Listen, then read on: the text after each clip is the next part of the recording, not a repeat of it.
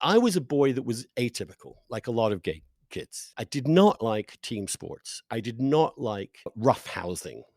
Horrible term they call roughhousing.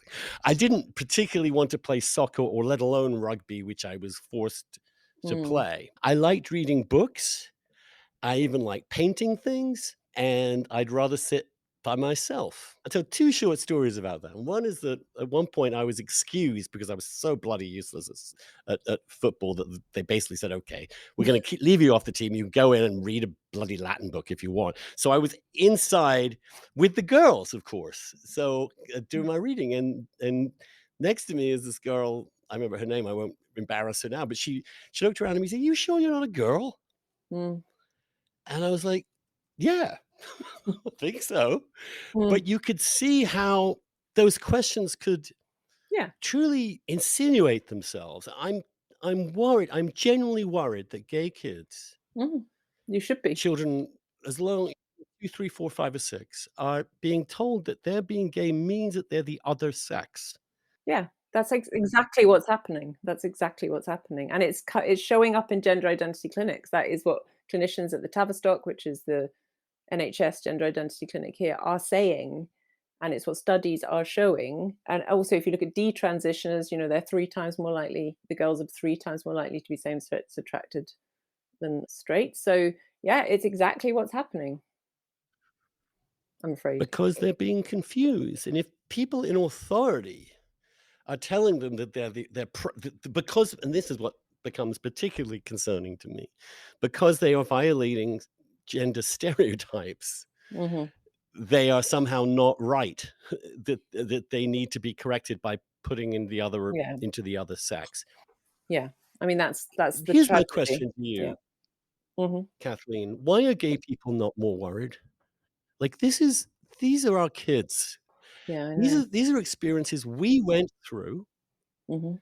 and this has, to my mind, some severe homophobic elements to it, which is really hostile to gender non-conforming Yeah, boys and girls who still want to maintain their sex, like the tomboys and the girly and the girly boys, yeah. if you want to put it that way. Even though homosexuality spans a whole variety of other things, but they tend to congregate around that. So Mhm. this is about as bad as it could get for gay kids if they're being told this. Yes, it is. I mean, I know from my friends who are lesbians that a significant number of them wanted to be boys, thought they were boys, insisted on being called boys' names when they were kids, wanted to pee standing up, wanted to, and their parents, as far as I know, in every case, went along with it because there was no cost back then. It was like, yeah, okay, you can be George. And it was just assumed that this was play, and it was playing with identities, and it was, interesting and a way of finding out ultimately where you were. But that is far from where we are now, because now we have teachers and other educators and family members rigidifying this narrative and saying that just exactly that little narrative you gave me earlier, it's something in their brain. They're stuck like that. It's essentialized this, and it's potentially, it could be homophobic, and quite often it is a kind of latent homophobia because it's very unacceptable to think that you have a boy that likes boys. It'd be easier to have a girl that likes boys, or vice versa. Or it could be all sorts of things. There's history of trauma in a lot of these children.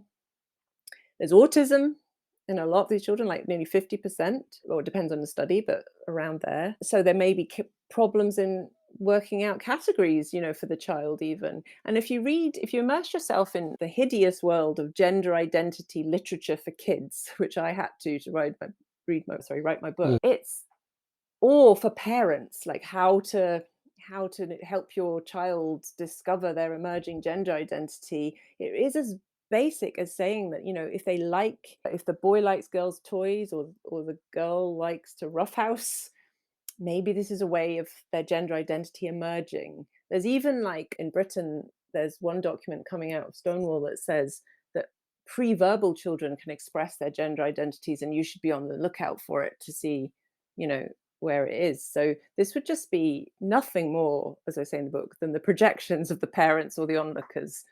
It could be nothing more than that, because the child hasn't got a clue what you're talking about.